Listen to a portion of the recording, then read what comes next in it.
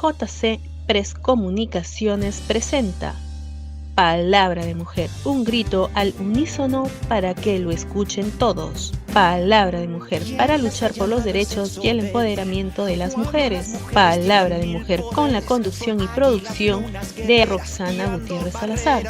Dirección y producción general, Javier Cárdenas Matos. ¿Quién inventaría tanta tontería? Son mágicas flores de acero que piensan primero en los demás. No tienen miedo a caer, pues saben sacudirse. Amigo de todas las voces y de la 97 Digital, es un placer estar nuevamente con ustedes en su programa Palabra de Mujer. Le damos la bienvenida. Hoy día me está acompañando la abogada Violeta Oliveros. Bienvenida, Violeta, ¿cómo estás? Muchas gracias, Rosana. Nuevamente estar en el programa Palabra Mujer y un saludo especial a los radioescuchas que estén bien en estos tiempos difíciles, pero aún confinados para nuestra seguridad. Bueno, estaremos debatiendo temas muy interesantes, pues esperamos compartir la mesa con los radioyentes. Gracias, Rosana. Así es, Violeta. Y bueno, dentro de los titulares de la semana, pues escuchamos a la ministra de la Mujer de Poblaciones Vulnerables, Gloria Montenegro, ¿no? Criticó las normas de reforma, ¿no?, que aprobó el Congreso y se les consideró de indignas y violentas, ¿no? Bueno, consideró ella que el Congreso pues parece un marido pegalón, ¿no?, que te golpea cada vez que está bien, ¿no?, y estamos en contra de su pronunciamiento. Otro tema que ha marcado la Comisión de la Mujer del Congreso, que aprobó el dictamen para celebrar el Día Nacional de la Mujer Afroperuana, ¿no? Es positivo porque ellas resultan muy invisibles en las políticas de asistencia social que el Estado peruano pues brinda, ¿no?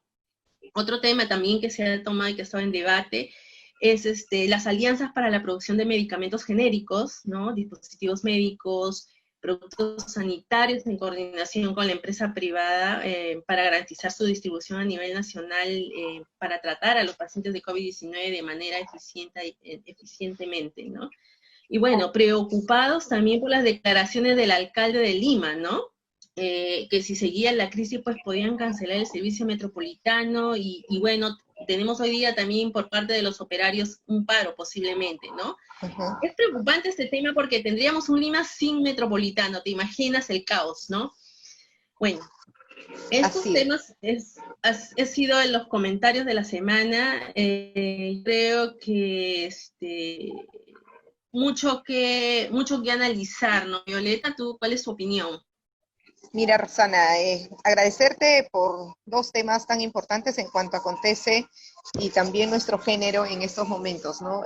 Las desatinadas o quizás no momentáneas, bien reflexionadas en sí de la ministra, en el sentido de que como una ministra de la mujer, una ministra que cuida a la familia, protege a la familia, puede aún estar usando como un eslogan del pegalón o del hombre que pega a la mujer cada que está bien. Me parecen desatinadas, espero que en algún momento corrija ese error, porque lo está normalizando al hombre pegalón, o sea, eso no debe pasar, eso debe ser sancionado, y si es algo sancionado ilícito, no tiene por qué mencionarlo aún más como la cabeza de un sector. Me parece muy crítico esa posición, es más, como mujer y quizás como persona que ejerzo temas legales, me parecen muy, no solo desatinadas, sino fuera también del lugar, y no sé qué esté motivando con eso. No me parece nada correcto, que en verdad en esto sí debe tener los del Congreso, los de la Comisión de la Mujer, por lo menos a que llamar que se corrija de esto, porque está muy mal, está muy mal. Entonces, creo que nuestra sociedad aún machista no debemos permitir que estos dichos vulgares, porque están de alguna manera incentivando al varón como un mérito, y creo que no es un mérito la violencia. Es como que en algún momento pueda declarar y decir, ¿sabe qué? No sé, pues la banda del Caracol dice esto y parece a eso. O sea, ¿qué le estás poniendo? Estandarizar como si fuera normal, no me parece, no me parece. Espero que en algún momento se corrija. Estamos, bueno, nuestro pronunciamiento de todas las mujeres y las familias en especial es que es no solo desatinadas, sino deben ser en algún momento retiradas, y también de su parte con las disculpas del paso, ¿no? Porque no es bueno, sociedad, que aún encaminamos en lucha contra la violencia, que aún sensibilizamos cada vez más que no haya violencia intrafamiliar, menos aún a la mujer. Entonces no me parece correcto. Si te gustó el video, no olvides darle me gusta, suscribirte y activar la campana de notificaciones. ¿Quién las ha llamado el sexo débil? Los escenarios políticos en nuestro país creo que está al día de cada vez más en peor. No solo las también preocupadas para las preocupaciones para la sociedad en cuanto a la declaración del alcalde de Lima, sino también a los temas que ha acontecido estos últimos días, la confrontación, casi inmadurez entre el Poder Legislativo y el Poder Ejecutivo, a que quién manda qué. Yo creo que los poderes del Estado están para articular y hacer trabajos conjuntos en bien del país y de los ciudadanos. En estos momentos que aún más lo necesitamos, Rosana, en esos momentos el país debe estar unido de esos tres poderes, ejecutivo, legislativo, judicial, que son las estructuras del Estado. La estructura del Estado, si es que está confrontado, está que se derrumba cada rato, está que ahí maleable, ¿quién conduce el país? O sea, este carro que se llama Estado tiene esos tres pilares, esas tres llantas que conducen a un buen puerto, que son los tres poderes. Y esos tres poderes no llegan a conversar, no llegan a articular decisiones, políticas de Estado en beneficio de la sociedad. En esos momentos nos agarró la pandemia desnudándonos lo real, cómo está nuestro sistema de salud, cómo está nuestro sistema educativo, y aún ahora con la recesión económica que está afectando a millones de peruanos. Tenemos más de 2 millones de desempleados. ¿Alguien está diciendo eso? Sino confrontación de su inmunidad. Yo no sé por qué tanto se tienen que agarrar de la inmunidad. Se supone todas las personas que si vamos a servir, ¿no?, a dar un buen servicio, a esa vocación que decimos tanto de servicio, ¿cuál es el temor? O sea, ¿para qué buscas inmunidad? Es como los funcionarios, como que si nosotros buscáramos un trabajo con nuestro título, pero mira, si entro a trabajar, por si acaso me tienes que tapar de todo, tengo que ser... No, pues, no, Roxana, entonces no me parece. Entonces, esa confrontación entre el presidente y el Congreso, ayer creo que se ha reunido la alta comisión, espero que no ha habido ningún pronunciamiento más que han dicho que van a llegar o están pidiendo a la reflexión. Habrá un debate amplio, reflexivo. Esa es la palabra que han utilizado, ¿no? Entonces quiere decir que van a articular. Esperamos que algo bueno lleve, porque ya adelantándose el presidente Vizcarra, porque el Congreso estaba diciendo en algún momento que las elecciones podrían postergarse hasta mayo. Entonces creo que como manda aquí, soy yo, presidente Vizcarra salía a decir, bueno, yo, presidente de la República, para cumplir mi palabra, convoco a elecciones el 11 de abril de 2021. Ya está. Y reflexionen sobre el tema de mi inmunidad, porque al final yo estoy de salida y ustedes también. Entonces, mira, nunca se ha visto eso de estar peleando por la inmunidad. Se supone que los congresistas, en el momento que llegaron, por ética, ellos mismos podían haber rebatido primero eso, porque todos en campaña lo escuchamos, que iban a deshacerse de la inmunidad parlamentaria. Y lo que más se agarran son de eso. Lo que más se agarran son de eso. Claro, porque el que no la debe, no la teme. Entonces, Rosana, yo creo que en este espacio que tenemos, no solo ver es el tema de familia, que es el tema de mujer, como hemos visto las declaraciones de la ministra Montenegro de Patinadas. Luego venimos con el proyecto de ley, me parece, de la paridad y alternancia, que sí, bueno, ha tenido importancia en esta época, que en realidad no es una gracia que nos dan, sino es un derecho de un ciudadano, de una ciudadana, de poder competir en igualdad de oportunidades, bien, y creo, además de eso, en el tema de que decías de la declaración del alcalde de Lima, muy preocupante, sí, sí, de alguna manera yo no sé, que vean la forma, ojalá, han dicho que van a conversar, están en eso, creo que está interviniendo el premier. Entiendo que ayer el premier se reunió con el alcalde y van a continuar en esas conversaciones para que puedan llevar a un buen puerto, porque imaginarse frente a esta pandemia que no funciona el metropolitano, solamente los colectivos o los micros que tenemos, esto, mira, si ayer ha empezado en el rebrote mayor de todos estos tiempos, no dudemos que para agosto tenemos duplicado de todos estos 3 meses de fallecidos o contagiados, sabiendo que el 60% de la población está caminando asintomático positivo. Ojalá todos pasemos de asintomático positivo. Lo peor es que, Rosana, yo hace poco, por eso quizás estábamos en otras conversaciones, tengo familiares que más se han cuidado, yo no sé por dónde se han enfermado porque ni siquiera salen, y ahorita están entubados en salud. Crítico a que la familia esté preparada para decirle, ¿sabes qué? En cualquier momento ya no funciona porque no, ya se lo desconectamos porque ya falleció, porque el 80% de tu pulmón ya no funciona. Es doloroso. Es doloroso y creo que la sociedad no está tomando como tal y las autoridades tampoco. Esperamos, ayer dio en la noticia que a la ministra de Producción, le ha dado positivo el COVID. Espero que salga de todo bien.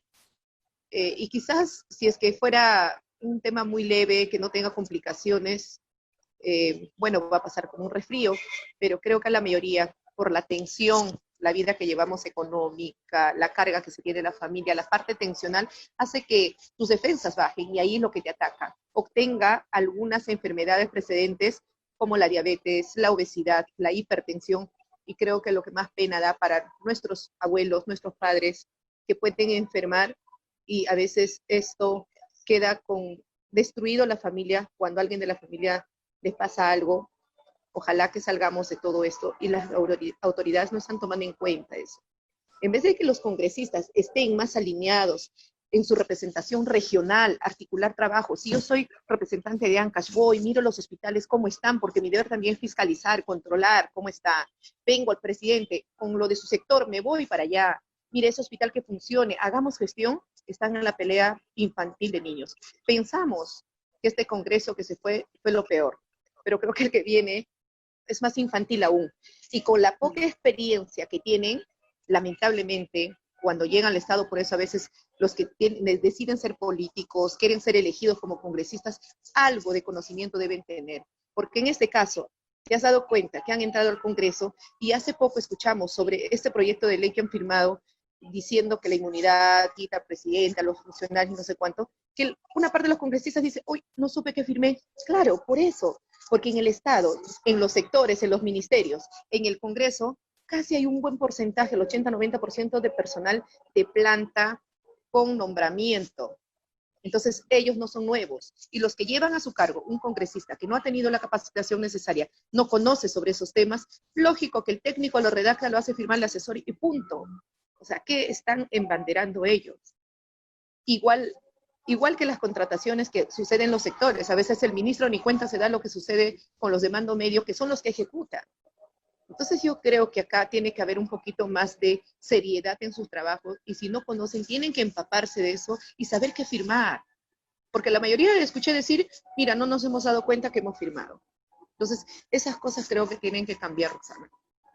No, más profesionalismo, ¿no? Y no es, ni siquiera nosotros recibir un no sé qué firmado, ¿no? Eso deja mucho de la gestión que se está dando actualmente. Y como tú dices, sí, pues muy preocupante el tema de movilización, ¿no? Porque, porque como tú dices, todas las personas asintomáticas ya están, como se dicen, libres en la calle, y no solamente atacas porque tú vienes con un aspecto de problemas económicos, problemas de tal vez de salud que tengas dentro de casa, y también debilitas al núcleo de la familia, ¿no? La persona que provee a la familia, si tienes hijos, ponte si es una mujer que no le pase el papá, ¿no? Si tienes personas mayores en casa, entonces no solamente es tu responsabilidad económica, sino también psicológica, ¿no?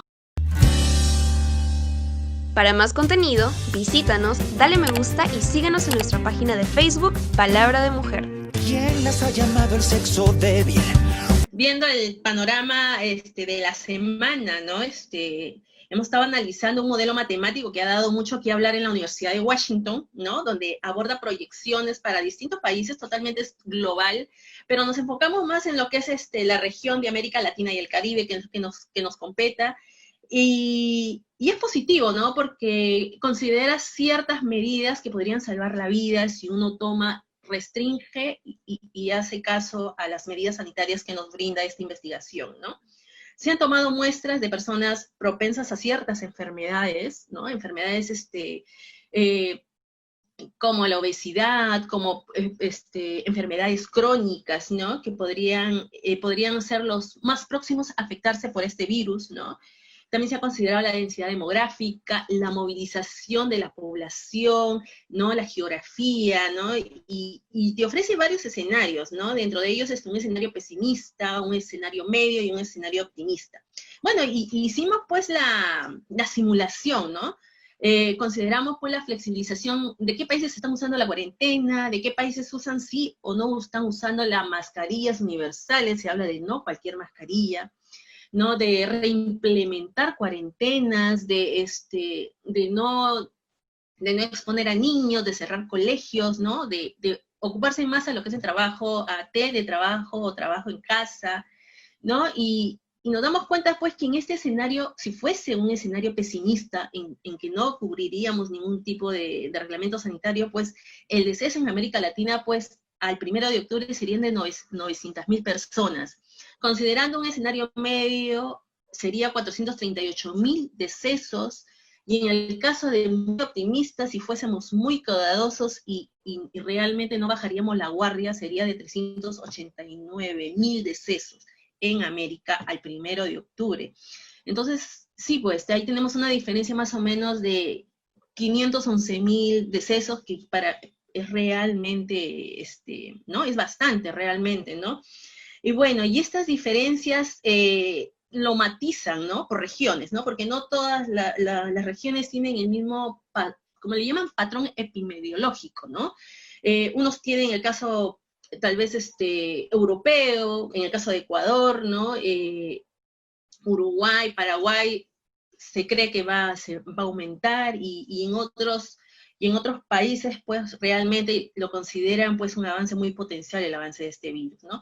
Y en nuestra región, cuando se hizo la simulación, en el escenario pesimista, para llegar a casi entrando a noviembre, sería 30.000, entre el rango de 30.000 decesos a 90.000 decesos. Entonces, por todo lo que hemos estado hablando con Violeta, sí, pues, causa alarma. Imagínense más los problemas de movilización que tenemos ahora, entonces realmente es alarmante. Pero bueno, tomémoslo por el lado positivo para poder nosotros individualmente en casa tomar las protecciones del caso y no bajar la guardia con cuanto a todos los protocolos sanitarios que debemos de tener en nuestra casa, con nosotros y con nuestra familia, ¿no? Bueno, esperemos que realmente las medidas que tome el gobierno sean eficientes, ¿no? Y dado las condiciones, pues tenemos que estar preparados para dar una segunda ola. Se hablan ya de segunda ola y posiblemente más adelante de posibles otras epidemias, ¿no? Entonces, realmente que esto nos sirva realmente para poder estar preparados para todo.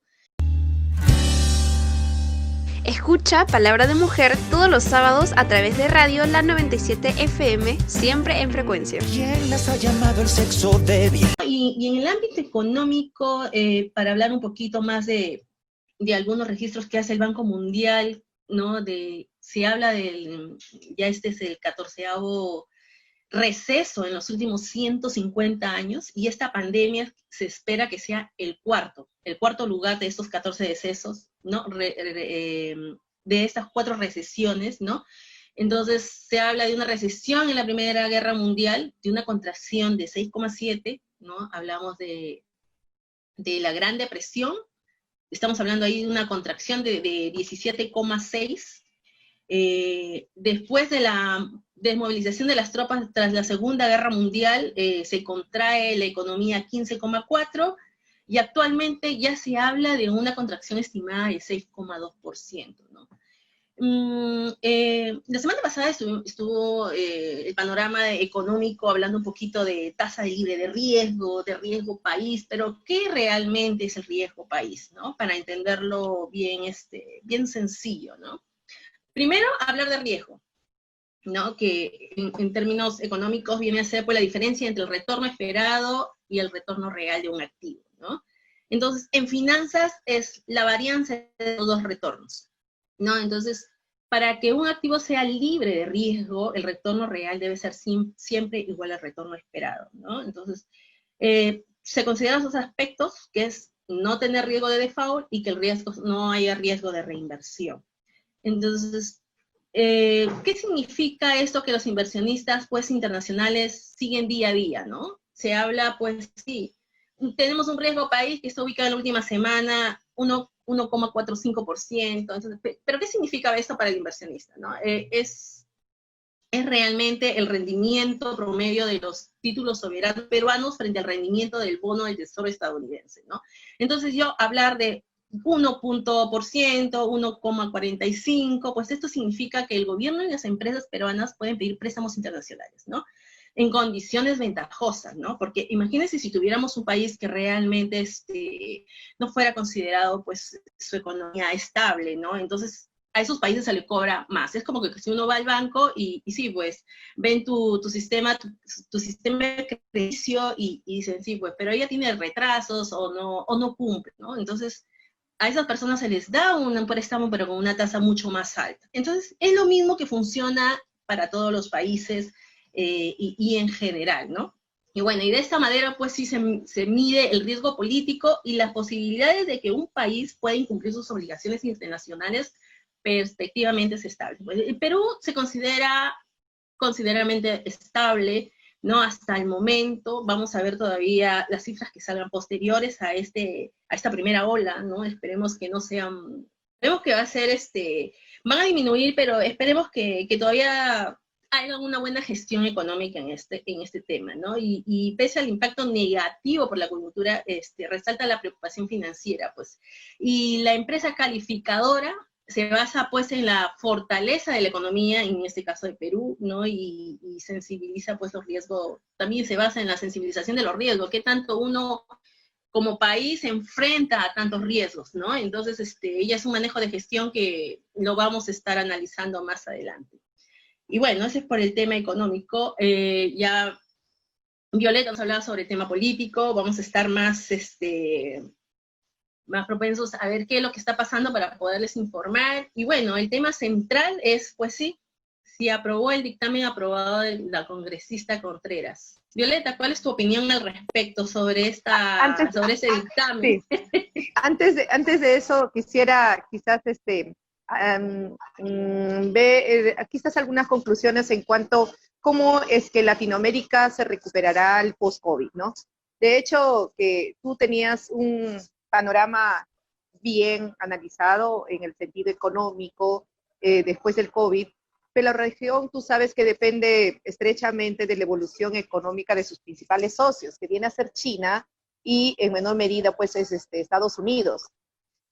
Si bien es cierto que el Fondo Monetario Internacional, que Latinoamérica experimentará una contracción económica este año, ¿no?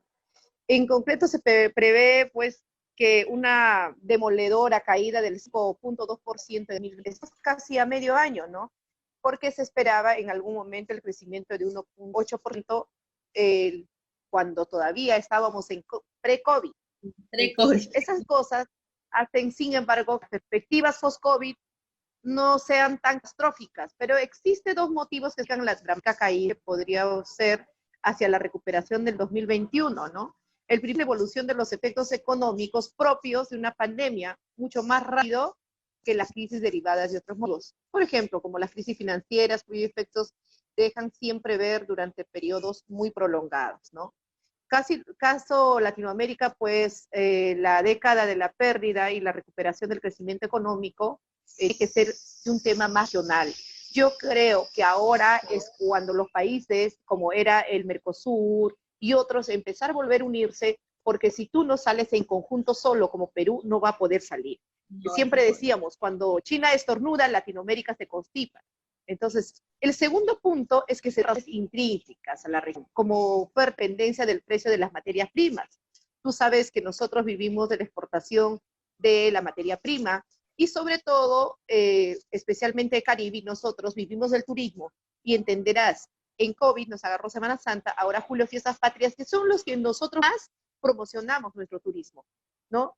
Esa vinculación que tenemos con China, por ejemplo, Latinoamérica, es decir, cuando nosotros estamos, cuando ellos están bien, nosotros estamos bien. Si ellos están mal, nosotros vamos a estar mal. Entonces, la mayoría de los países latinoamericanos son importantes exportadores de materia prima, bien decíamos. Y el colapso de estos mercados, sobre todo en precio de petróleo, ponen serias dificultades, como a Venezuela, Ecuador, México, Brasil, Argentina. Entonces, Yo creo que nuestro escenario es un poco muy gris aún, pero no es demasiado tarde para poder ejecutar como Latinoamérica en conjunto. Si bien decía poco el presidente que tiene personas con otros presidentes vecinos, ¿cómo salir?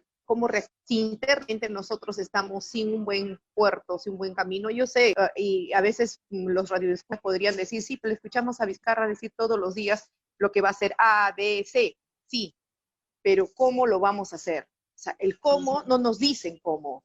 Sí nos dicen, lo vamos a hacer, 100.000 hospitales, 200.000 tal, 300.000 tal. ¿Cómo lo vas a hacer? ¿Desde cuándo? Entonces yo creo que como acá en nuestro país, para la reactivación económica, para luchar contra esta pandemia, para ver el tema de salud preventivo, se necesita trabajar desde tu comunidad, desde tu hogar, tu comunidad, tu barrio, tu distrito, articulando con tu alcalde provincial, con tu presidente, con tus sectores, igual Latinoamérica para salir y reactivar nuestro país, no solo nuestro país, sino la región como tal para salir, afrontar, es que se necesita unidad. Y esa unidad es en cómo lo hacemos, ¿no? Entonces, si nosotros queremos luchar contra la pandemia y estamos todavía desvinculados entre vecinos, estamos desvinculados en la sociedad, estamos con esos problemas como el ejecutivo, legislativo y infantilismo, ¿quién manda a quién? Yo creo que mucho o nada vamos a hacer. Se nos va ya el año, estamos a mitad de año y viene una época electoral donde, así como el COVID, como la crisis de esta pandemia nos ha llevado solo a pensar el cuidado exclusivo al COVID y nuestra barriga, qué comer. Como conversábamos, es el tema de que Latinoamérica tiene que caminar unidos para que puedan salir adelante a esta reactivación económica, en realidad no post pandemia, sino en convivir con la pandemia, porque la pandemia todavía nos va a acompañar, este virus se va a quedar por mucho tiempo. El problema es que Perú y los vecinos países tienen que trabajar una agenda común de región para poder avanzar y buscar un mejor futuro para cada uno de los conciudadanos de cada uno de los países de Latinoamérica, Roxana. Así es, Violeta, como tú dices, este virus ha llegado a quedarse y a convivir con nosotros, ¿no? Y ahora, pues, tenemos que de alguna manera, pues, sacarle, como dice, la vuelta y tratar de que no nos perjudique a todos. Y Latinoamérica es un país, como se dice, rico en recursos, tenemos muchas cosas que tenemos a nuestro favor y solamente encargarse, pues, de que los políticos, los jefes de Estado, pues, hagan una buena gestión. Y bueno, en el tema central que tenemos hoy es la aprobación del dictamen de la congresista Arlé Contreras, y desde nuestro espacio, pues, damos nuestro respaldo a la iniciativa del proyecto de ley 5151 de la congresista, que tiene como objetivo la aplicación del proceso inmediato en caso de violencia contra la mujer, feminicidio flagrante o confesión, ¿no? Desde este programa, no más impunidad en estos crímenes, asesinos y agresores que deben de ser procesados inmediatamente. Violeta, ¿cuál es tu opinión al respecto? Interesante, Rosana, no solo interesante, sino eso ya se debería haber llevado a cabo hace mucho tiempo. La flagrancia creo que implica la intervención inmediata y además ni siquiera sin más investigaciones, debe ser superficialísimo eso, ¿no? Bueno, este proyecto de ley 5151, que se aplica en proceso inmediato en casos de flagrancia, Roxana, creo que el sector correspondiente tiene que encaminarlo a que se ejecute y también hacer seguimiento. Como vemos, las normas y las leyes están hechas al día a día y tenemos bastantes hasta que sobran. No solo ese proyecto de ley que modifique el artículo 17 de la ley 30364, ¿no? Ley que era para prevenir, sancionar, erradicar la violencia contra las mujeres y los integrantes del grupo familiar, y el artículo 446 del nuevo Código Procesal Penal, aprobado por decreto legislativo 957, para incorporar el proceso inmediato por los delitos de violencia contra la mujer y el feminicidio en los supuestos de flagrancia. Eso ya está aprobado. Y eso lo que tienen que encaminar son las autoridades correspondientes. Ahora, como volvemos hace tiempo que en el comentario siempre decíamos, tiene que cerrar un círculo en el sentido de que eso no solo quede en palabras o en papel, sino hacer el seguimiento y control correspondiente donde termina. Porque es fácil, la policía captura, va a la fiscalía suelta y luego cita al juez, mientras el juez, la fiscalía acuse, ¿cuánto pasó? Entonces, en estos casos de flagrancia debe ser súper sumarísimo, además. O sea, está bien, el proceso es inmediato, pero también una sentencia sumarísima. Es interesante y creo que es una ventaja en estos tiempos, de alguna manera, de que no solo es por el proyecto de ley, la aprobación de ese proyecto de ley, sino, sin embargo, este artículo hace que todas las modificaciones, no solo en el Código Penal, ¿no? Hace que también el sector que corresponde, que es el que protege, sea el sector importante de hacer seguimiento donde quedan estos casos. Siempre hemos dicho, la violencia contra la mujer, cuanto más publicidad, cuanto más leyes, cuanto más normas han salido, ha aumentado más los casos. ¿Eso qué significa? Se ha aumentado más los casos, habiendo más leyes, habiendo mayor sensibilización, habiendo mayor, como se dice, motivación de la sociedad de luchar frente a estar en contra de esta violencia. ¿Por qué aumentan los casos? ¿No? ¿Por qué aumentan los casos? Porque justamente las autoridades no están cumpliendo con su función. Y creo que eso sí tenemos que ser muy críticos en decir qué están haciendo los sectores. Los sectores que justamente tienen que trabajar,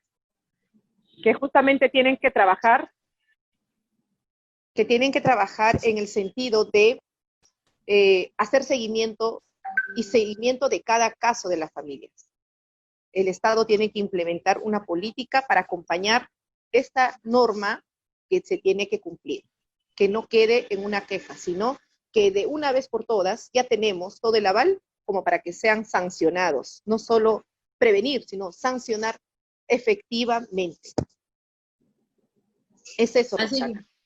Así es, Violeta, como tú dices, ¿no? Tener una política de seguimiento y de acompañamiento, sobre todo, ¿no? Para poder, para que pueda tener una gestión, pues, muy eficiente. ¿Quién las ha llamado el sexo débil? Cuando las mujeres tienen 1000 poderes, son águilas, lunas, guerreras. A continuación escucharemos a Geraldine Refulio, quien nos va a explicar y asesorar algunas inquietudes de nuestros oyentes. ¿Cuáles son las características que presentan una mujer que sufre dependencia emocional? Las personas con dependencia emocional presentan baja autoestima. Por esa razón buscan refugio en otra persona, tienen miedo a la soledad, necesitan la compañía de alguien para poder sentirse seguras, idealizan mucho a su pareja y eso hace que la ven como un ejemplo a seguir. Se enfocan mucho en su relación y la consideran como lo más importante que tienen en su vida. Buenas tardes, doctora. Bueno, en esta oportunidad yo quisiera consultar a quién puedo acudir o a quién puedo recurrir en caso me encuentre en una situación conflictiva y sea violentada pues por mi pareja. A nivel nacional existe la línea 100, donde son un grupo de personas profesionales que brindan la orientación necesaria a todas las mujeres que sufren violencia o cualquier tipo de maltrato. Si ese es tu caso, no calles y acuérdate que nadie tiene derecho a sufrir cualquier tipo de agresión. Buenos días, soy Cintia Trujillo y quería hacerle una pregunta. ¿Qué tipo de intervención psicológica o terapia necesita una víctima de violencia de género? Lo primero que nada es hacerles entender a las mujeres víctimas de violencia que ellas no están solas y que no merecen nada de lo que han vivido y que a través de un psicólogo pueden encontrar la ayuda y el apoyo necesario. 1. Se les va a realizar sesiones donde puedan mejorar su confianza, su autoestima y seguridad en ellas mismas. Por otro lado, también existen las terapias grupales.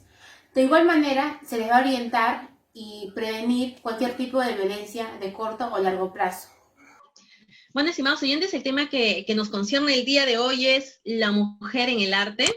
Hoy tenemos como invitada a Gema Luz Peso Pantigoso. Ella es historiadora del arte de la Universidad Mayor Nacional Mayor de San Marcos. Estudió políticas públicas con enfoque intelectual en la PUC, economía naranja y creatividad en el Banco Interamericano de Desarrollo y gestión cultural y comunicación en la Flaxo en Argentina. También es becada en la OEA en el curso sobre redes sociales gubernamentales y bueno, hizo su intercambio en Valladolid, España, ¿no? En la Universidad de Valladolid. Es investigadora, en la cual vamos a tener el gusto de compartir su última investigación. Además tenemos a Malok Rincón. Ella es artista y dramaturga colombo española, ya tiene varios, ya como 15, 20 años más o menos me dijo, en el Perú, y donde ha hecho trabajos de teatro en zonas pobres, ¿no? Cargados mucho de conflicto social, en la cual nos va a dar su testimonio, especialmente con niños y jóvenes. Ella actualmente es directora de taller actoral del Teatro Divingresh, donde, bueno, vuelca todas sus experiencias y lo nos va a mostrar en esta entrevista. Con ello después de la pausa. Cuando quieren logran lo imposible. Saben que sus almas son indestructibles. Nos ganan con una mirada y nada las puede derrotar. No tienen miedo a caer. Bueno, como ya lo habíamos anunciado, el tema de hoy es la mujer en el arte. Contamos como invitada a Gema Luz Peso Pantigoso, historiadora del arte, gestora cultural e investigadora. Gema, bienvenida. ¿Cómo estás? Y me acompaña la artista y dramaturga Maloca Rincón, artista y dramaturga colombo-española con varios años en el Perú. Bienvenidas y gracias por la entrevista. Y una de las preguntas era, bueno, una pregunta general es, ¿cuál es el papel de la mujer en la sociedad peruana en el área del arte, ¿no? Y qué tan difícil ha sido surgir dentro de sus propias ramas, ¿no? Dentro del que llevan. Sus inicios como estudiante, pues lo vemos más o menos de manera equilibrada con sus pares varones. Ya mientras se va avanzando, qué sector de la historia del arte uno se va a desempeñar a futuro, es cuando se ven de repente diferencias, es decir, mayormente en la historia del arte, de manera general, siempre se nos evoca como investigadores o docentes. Sin embargo, si tenemos alguna inclinación un tanto más interdisciplinaria, podemos también desempeñarnos como especialistas en otras áreas académicas, como en el caso de la comunicación, las redes sociales, la investigación académica, o con otros pares como arqueólogos, antropólogos, incluso con científicos. Hay muchas, digamos, brechas en este caso que tienen que ver más que con ser historiadora del arte, en mi caso, con el género en específico. En este caso, mayormente tenemos dos teorías que son, bueno, muy conocidas y muy compartidas, que vendría a ser el techo de cristal, ¿no? En primera instancia, que es como, de manera sucinta y general, es como que las mujeres tenemos un techo transparente, que nosotros no podemos ver, y que otro, como que un tope al que podemos aspirar y que no podemos pasar de él. Sin embargo, nuestros otros pares varones no tienen ese techo. O sea, no es que no lo vean y no lo sientan, sino que no lo tienen. Entonces, a partir de eso es que se conjeturan un montón de brechas para nosotras, ¿no? Más que todo en ámbitos en donde tenemos que exponer nuestros conocimientos y dar a conocer nuestra circunstancia, mujer, conocimientos, o este falso, digamos, del especialista, del erudito, que da vueltas en conocimientos que definitivamente ya están probados, pero que en este momento se están refutando. Entonces llegas a un punto de inflexión, ¿no? Claro, y, de muchos ángulos sobre todo. Exacto, y verlo desde lo de purismos, ¿no? O yo soy netamente historiadora del arte o cualquier otra carrera, tenemos que juntarnos o evaluarnos o analizar nuestros proyectos y conocimientos con otros pares de otras áreas académicas, ¿no? Ok. Entonces, tiene más que ver ¿Cómo con han eso, sido pienso yo. tus inicios? Oh, mis inicios. Mis inicios se fueron. Yo empecé con la casera bonita, romántica, quizá poética. A los 10 años normalmente la niña tenía que estar acostada, pero a mí me daban mi cuartito de hora, es decir, yo hacía unas obras de teatro de 1 hora y todos los amigos de la fiesta tenían que estar 1 hora oyendo a la niña. Porque si no, no había fiesta, que eso ya, ellos ya luego hacían su fiesta. Entonces, en ese sentido fue muy bonito. Lo que pasa es que no pasa de ser creo que es muy importante, y aquí no había ni mujer ni hombre, era la niña y punto. Como si hubiese sido el niño, estoy convencida que hubiese sido exactamente igual, pero es como algo de esto que eres niño y se queda en tu historial. Después vienen otras cosas en la vida y después pues saltan. Mis inicios, creo que no los asocio mucho a hombre o mujer.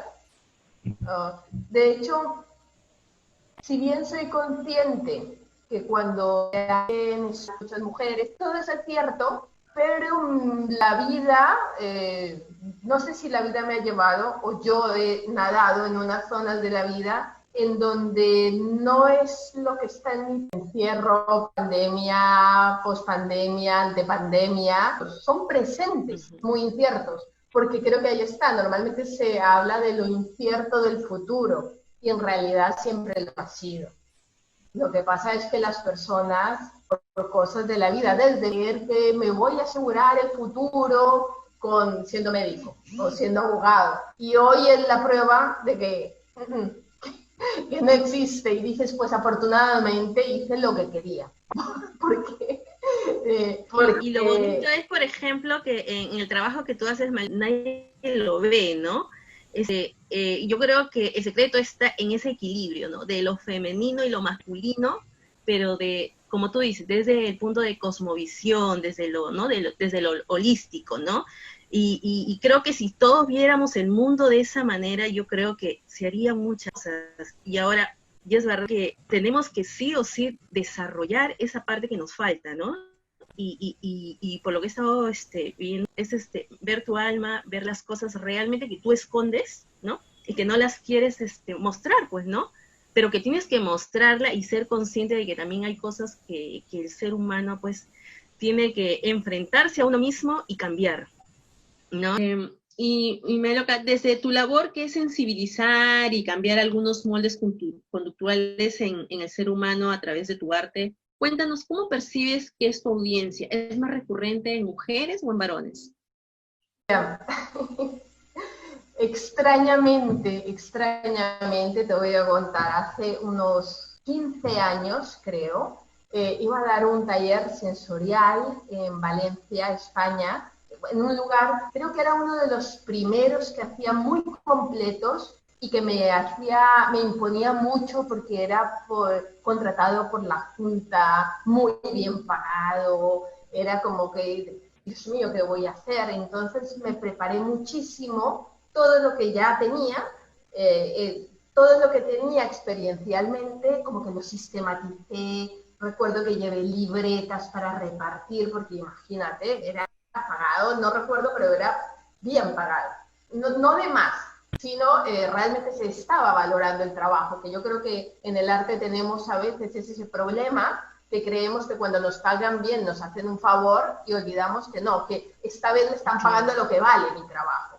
Y yo creo que eso es una cosa para mí súper importante tenerla en cuenta. Pero creo que era la primera vez que me pagaban lo que valía mi trabajo como guía de todo un proceso.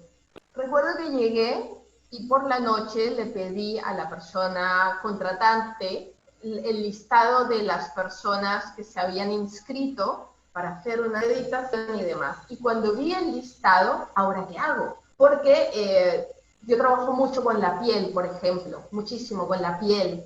Yo decía, y ahora, bueno, me pegó un susto tremendo. Me levanté empezaba a las 8 de la mañana, no, me levanto, le pedí a las personas que me abrieran a las 6 y dije, ya, medito y que sea lo que tenga que ser. Ya no planeo nada. Y prensa por ahí de Eurono. Fue maravilloso. En el Perú, cuando son talleres que se abren, la mayoría, cuando no son la mayoría hombres, son mitad. Y sé que es algo atípico. Sé que es atípico. Quizá ha habido un taller o dos que ha habido más mujeres. Ahora, que a la hora de, por ejemplo, de dar testimonio y demás, seguramente vas a ver mujeres, sí. Las personas que dan su testimonio suelen ser mujeres. Y luego, pues, en el trabajo en la sierra, por ejemplo, sí ha sido más con mujeres porque era destinado a mujeres, a mamitas, que se les llama, víctimas de violencia política, y había por ahí algún hombre, luego víctimas de violencia sexual, que suele haber hombres y mujeres, pero quienes reconocen este tipo de acontecimientos suele ser más la mujer. Un hombre normalmente no quiere decir que ha sido víctima de violencia sexual, cuando los estudios nos cuentan que va parejito, parejito. Entonces, por eso son más mujeres, pero realmente creo, no estoy segura, pero yo creo que navegamos sobre un supuesto que no es tan real. Como que al arte llegan mal las mujeres, porque vamos mujer-hombre, no femenino-masculino. Tengo esa sensación, no lo sé, porque no he visto estudios, pero en mi experiencia creo que la prueba que es que nos complementamos o nos complementamos. Si no, no podemos hacer nada, ¿no?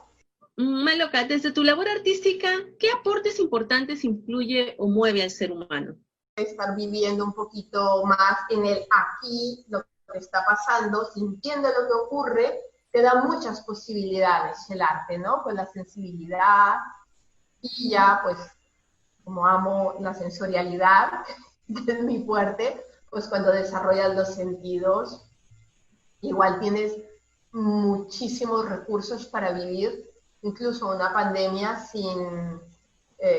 haciendo un poquito más de ejercicio emocional, o sea, te da muchos recursos para vivir y para sobrevivir. Así es, Gemma, Maloka, ha sido realmente muy enriquecedor esta entrevista, me ha encantado. Hablar de arte es wow, te abre las puertas, ¿no? Es una maravilla.